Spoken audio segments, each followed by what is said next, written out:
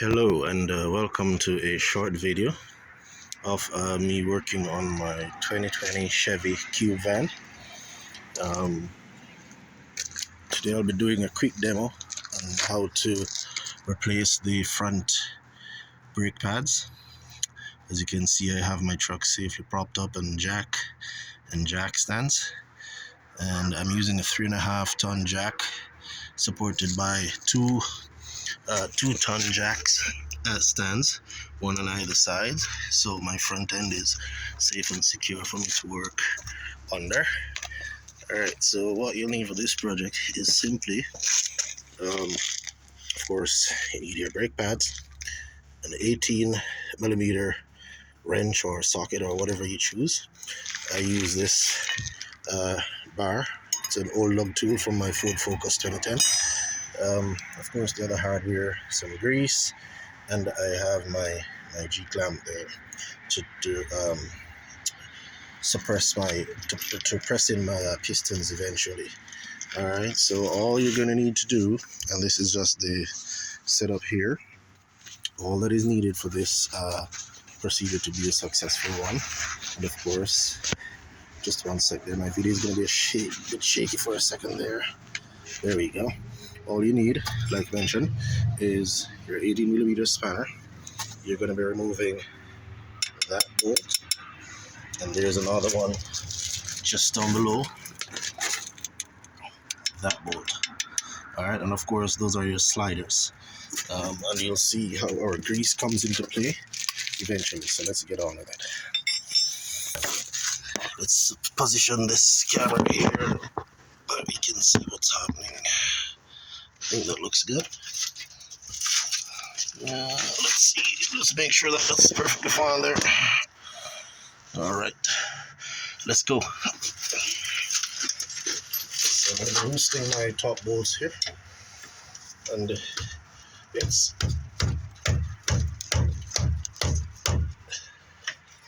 couple tabs on it, and this is lefty loosey righty tighty. Remember, I'm on the right side of the truck, so it'll be a little tricky. Because I was using the open end, I used the ring end, and it worked a little better there. Bottom one, there we go. You catch me in my video there? I hope not. Just trying to stay anonymous here. Anyways, so pretty much that's that. I'm gonna take those out, and I'll be right back.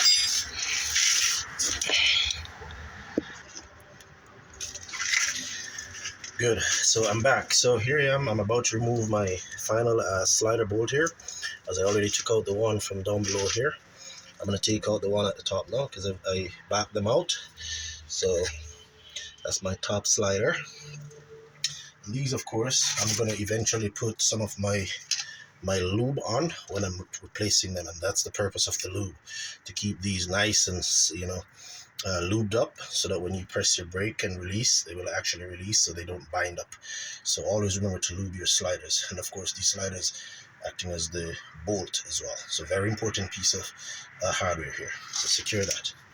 Try not to get any dirt or particles on it, gravel, stones, etc. All right, so keep it clear of all debris. Now to the other part, which is to remove the actual caliper. Not the carrier, just the caliper, because we're just taking out the brake pads. All right, so now, because the pads came with these little ridges, I'm not sure if you can see it, trying to move it out, caliper like this will not necessarily come all the way off. What needs to happen is that we need to press in both pistons, because this is the double piston caliper. And what I use, and this is where my Ford Focus old lug tool comes in.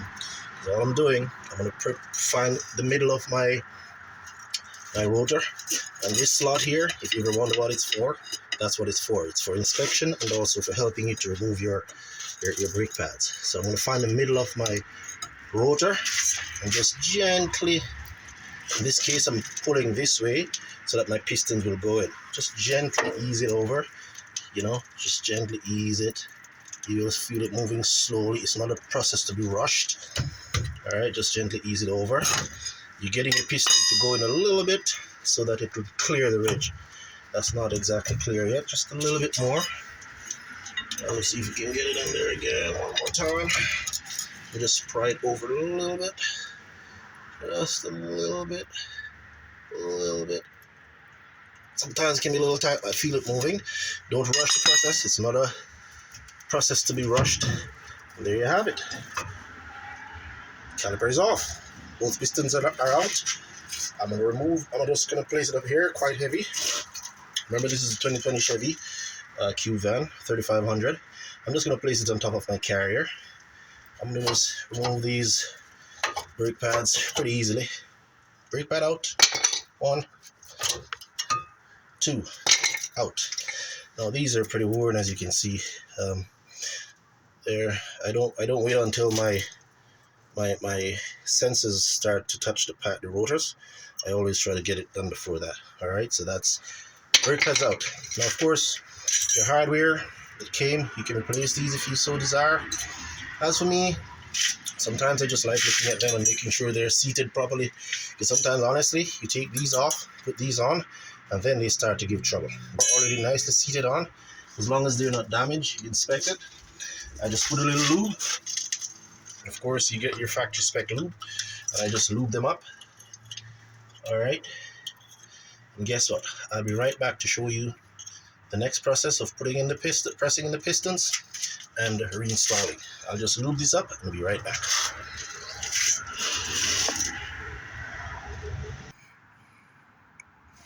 All right, so just to be clear, before I begin the process of pressing in the pistons, I open my brake fluid reservoir, and I just open it and leave the cover on it without tightening it, because I'm gonna be pushing back fluid in the line. I'll be coming back up in this tank, and I just leave a little opening there just to release a little of the pressure and make the process a little easier. Some school of thought may tell you otherwise, but I've been doing this for years and no issues. Let's go on to doing the pistons now. So here are both pistons, and these pistons need to go in to make room for the new thicker brake pads that will be going into the carrier.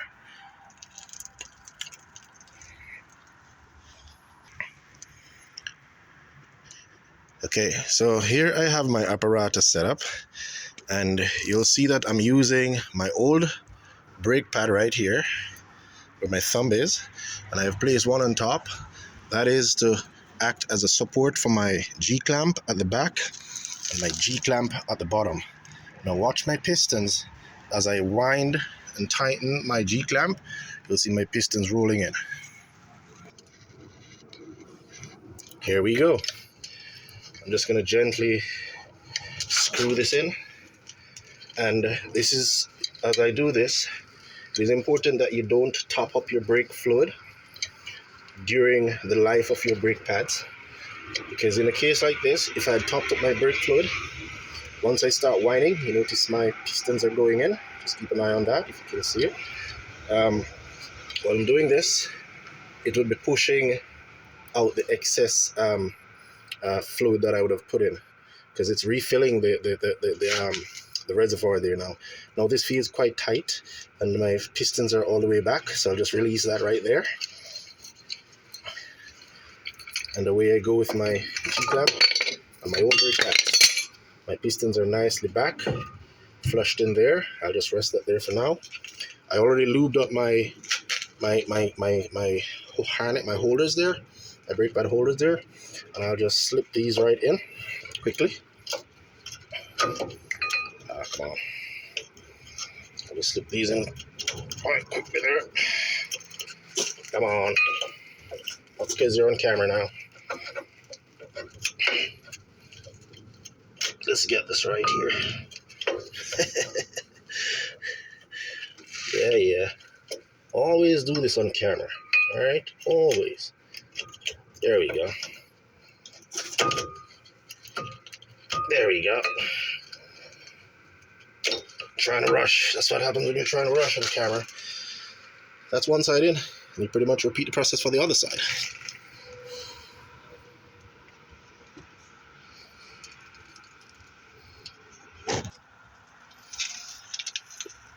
All right, so now to replacing the caliper. I have both pads in place, back in place. Remember the position that you took it from. Of course, pistons go on the inside, and you can just use your brake line as a guide to where to go. So now I have enough space. Slip that over, ensure your slider rubber there is nice and clear for where your slider bolts will go. I have my slider bolts all pre-lubed, so I'm just going to slip that one right in there. And I'll do the same for the bottom, and I'll torque them down to factory spec, and pretty much I'm good to go. Well, of course, ensure you pump your brakes, test your brake, pump it up before you take her for a drive, and pretty much that's it. And of course, remember, all you need is an 18mm spanner, wrench, socket set, whatever, and the few bits of hardware that I mentioned, the G-clamp. And this was done for my 2020 Chevy Cube van. It's a 3500. The back brakes are a little different. You probably see one of my other videos on that, but yeah, that's pretty much it. Tighten her up, clean her up, and you're good to go. All right, and remember, check with your owner's manual or your dealership if you need more clarity on how to do this. I'm just doing this on my own, but I pretty much know what I'm doing, so generally speaking, I should be all right. Have a safe one. Thanks for watching. Bye for now. And of course, remember to subscribe. Thank you.